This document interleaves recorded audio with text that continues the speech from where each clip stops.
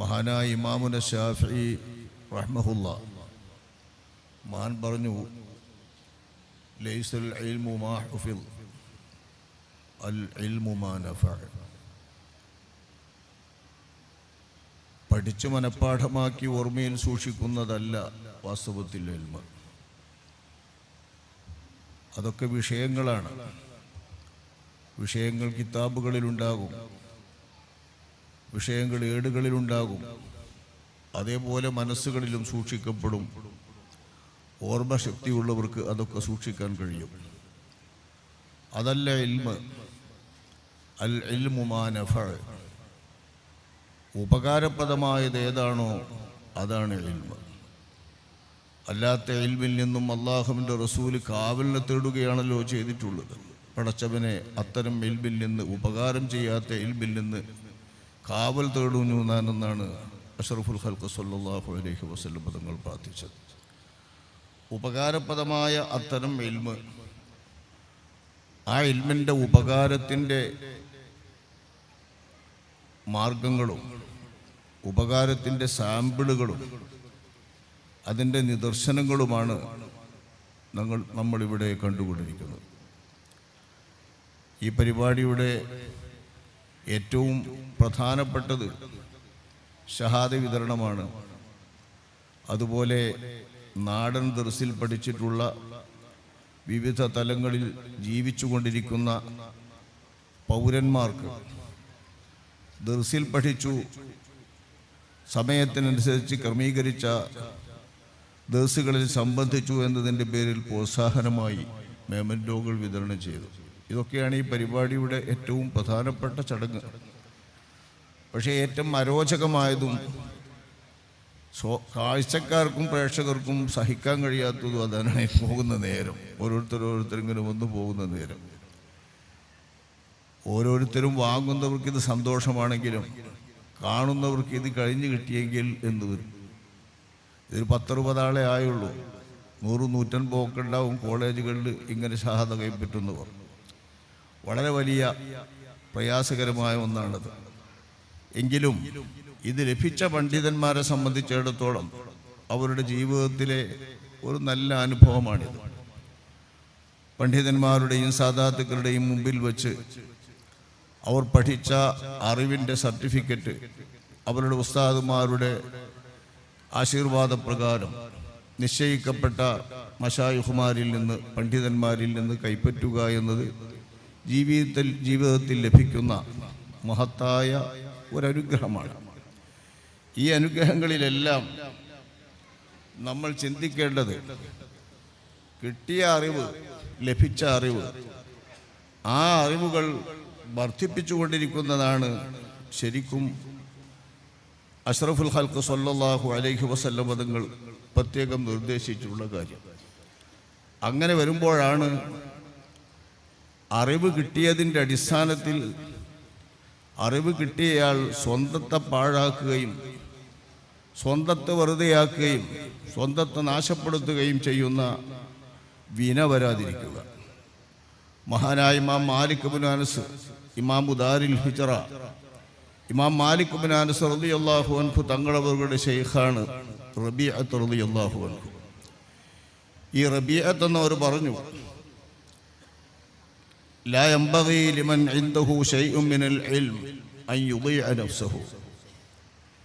എന്തെങ്കിലും ഇൽമിൻ്റെ അംശം കിട്ടിയിട്ടുള്ള ആർക്കും യോജ്യമല്ല അൻ യുദീഅ നഫ്സഹു, അവൻ്റെ ശരീരത്തെ അവൻ വൃഥാവിലാക്കലും പാഴാക്കിക്കളയൽ. അവൻ്റെ നഫ്സിനെ അവൻ പാഴാക്കിക്കളയൽ ഇൽമ് കിട്ടിയിട്ടുള്ള ആൾക്ക് എന്തെങ്കിലും എന്നാണ് പറയുന്നത്. ഇൽമിൽ നിന്ന് എന്തെങ്കിലും കിട്ടിയ, എന്തെങ്കിലുമൊക്കെ തന്നെയല്ലേ കിട്ടുള്ളൂ. ഇൽമെല്ലാം കൂടി ആർക്കും കിട്ടില്ല. അതാണ് ഇവിടെ നേരത്തെ പറഞ്ഞ പ്രസംഗത്തിൽ പറഞ്ഞത്, ജനങ്ങളിലാകെ വ്യാപിച്ച് കിടക്കുകയാണ് ഇൽമ്. എല്ലാം കൂടി നൽകിയ ആളുകളോ എല്ലാം കൂടി തിരിയുന്ന ആളുകളോ ഇല്ല. മനുഷ്യരിൽ എല്ലാവരിലും വ്യാപകമായി കിടക്കുകയാണ് ഇൽമ്.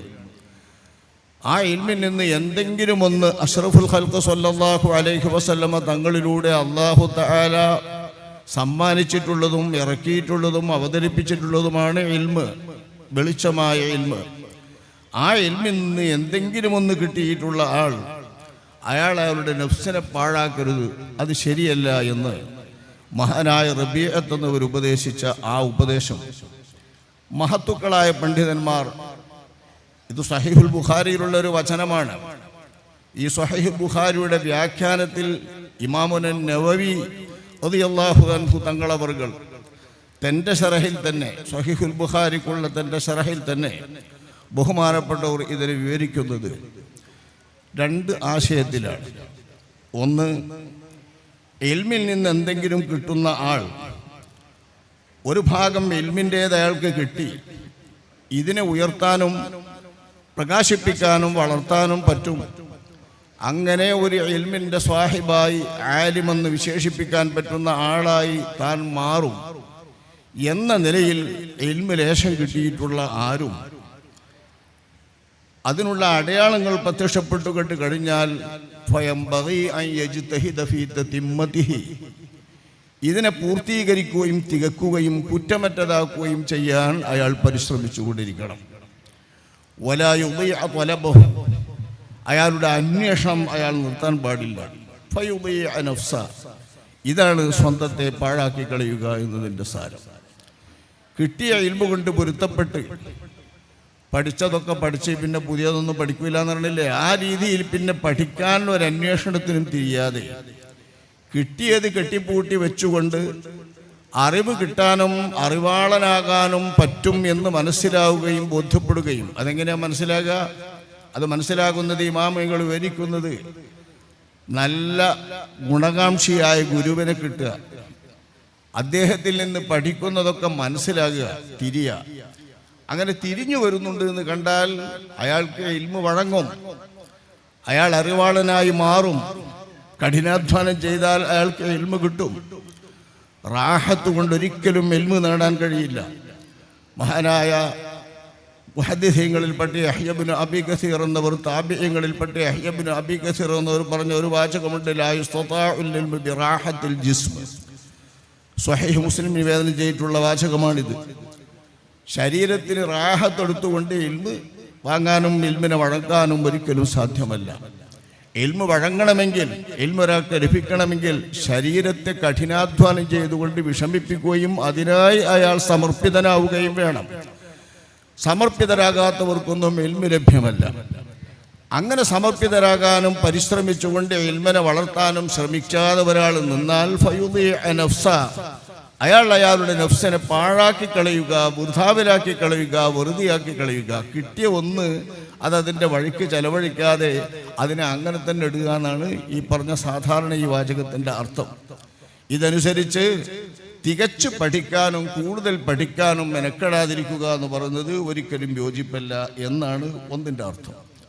മറ്റൊരർത്ഥം മഹാനായ ഇമാമുൻ നവവി റഹ്മഹുല്ലാഹ് തങ്ങൾ അവர்கள் ഇതിന് വിവരിക്കുന്നത്, കിട്ടുന്ന ഇൽമ്, ലഭിച്ച ഇൽമ് അത് ആരെ ലഭിച്ചാലും എവിടെ ചാൻസ് ലഭിച്ചാലും അത് ചെലവഴിക്കാനും വിതരണം ചെയ്യാനും വേണ്ടവർക്ക് കൈമാറാനും ഒരിക്കലും മടി കാണിക്കാതെ അതിൽ ഉത്സാഹപൂർവം കിട്ടിയ ഇൽമ് തൻ്റെ തറവാട് വകയിലുള്ള സ്വത്തല്ല, ഇൽമൊന്നും സ്വകാര്യ സ്വത്തല്ല, അത് അർഹരായ ആളുകൾക്ക് ആരെ കിട്ടിയാലും എവിടെ കിട്ടിയാലും എപ്പോൾ കിട്ടിയാലും അവരവർക്ക് യോജിച്ച രീതിയിൽ വിതരണം ചെയ്തുകൊണ്ട് ആ ഇൽമിനെ പരത്താനും വ്യാപകമാക്കാനും അത് കൈമോശം വന്നു പോകാതിരിക്കാനും നഷ്ടപ്പെട്ടുകൊണ്ടിരിക്കാതിരിക്കാനും പരിശ്രമിക്കണമെന്ന്.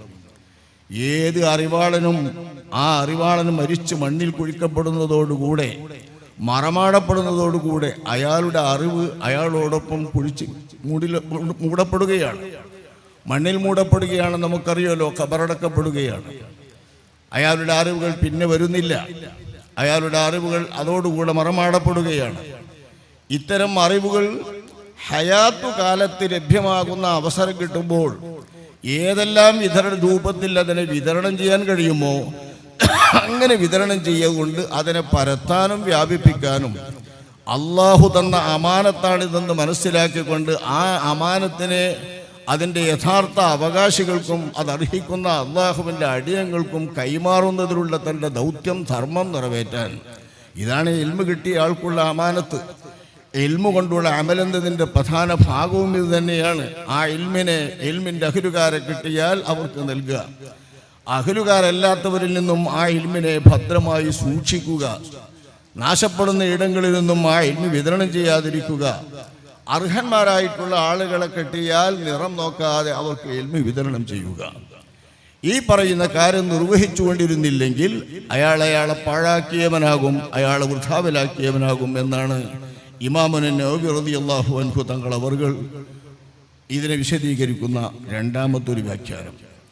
എന്തു വന്നാലും അള്ളാഹുവിൻ്റെ ദീനിൻ്റെ നിലനിൽപ്പിനായി, ദീനിൻ്റെ ഭാഗമായി, പ്രമാണമായി അള്ളാഹു സുബ്ഹാനഹു വ തആല മുത്തു മുസ്തഫ സ്വല്ലല്ലാഹു അലൈഹി വസല്ലമ തങ്ങളിലൂടെ അവതരിപ്പിച്ചിട്ടുള്ളതാണ് ഇൽമ്.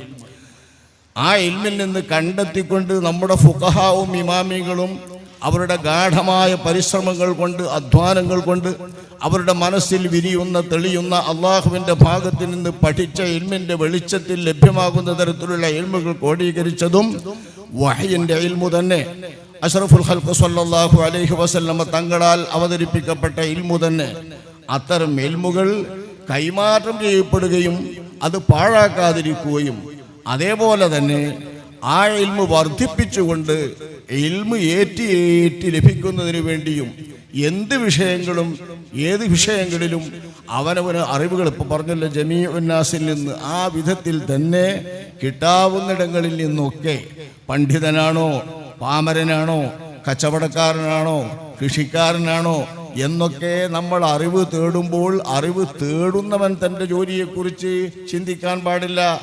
അതാണ് ഇവിടെ നമ്മൾ ഉദാഹരണം കാണുന്നത്. പല തരത്തിലുള്ള ആളുകളാണ് അവരവരുടെ സമയം നോക്കിക്കൊണ്ട് നമ്മുടെ ഈ ദർസിൽ പഠിച്ചുകൊണ്ടിരിക്കുന്നതും അതിൻ്റെ പ്രോത്സാഹനമായിട്ടുള്ള മെമൻറ്റോകളാണ് അവർക്ക് നൽകപ്പെട്ടതും. അതേപോലെ തന്നെ നമ്മൾ ഒരു ഇൽമ് കിട്ടുമെന്ന് കണ്ടാൽ അതാരാണെന്ന് നോക്കേണ്ടതില്ല. രാഷ്ട്രീയക്കാരിൽ നിന്നോ രാഷ്ട്രീയ നേതാക്കളിൽ നിന്നോ ലഭിക്കാം, സാധാരണ ഒരു പൗരനിൽ നിന്ന് ലഭിക്കാം, സ്വന്തം വീടിൻ്റെ അകത്തെ അവരവരുടെ ഇണകളിൽ നിന്ന് ലഭിക്കാം, ചെറിയ ചെറിയ മക്കളിൽ നിന്ന് ലഭിക്കാം. ഇൽമ് എവിടെ നിന്ന് ലഭിക്കുമോ ആ ലഭിക്കുന്നിടത്ത് നിന്നെല്ലാം ഇൽമിനെ ശേഖരിക്കാനും അത് ഉപകാരപ്രദമായ അറിവാക്കി മാറ്റാനും കഴിഞ്ഞാൽ അതാണ് വാസ്തവത്തിൽ ഇൽമ്. മഹാനായ ഇമാം ശാഫിഈ തങ്ങൾ അവർ പറഞ്ഞതും അത് തന്നെയാണ് ആ ഇൽമ്.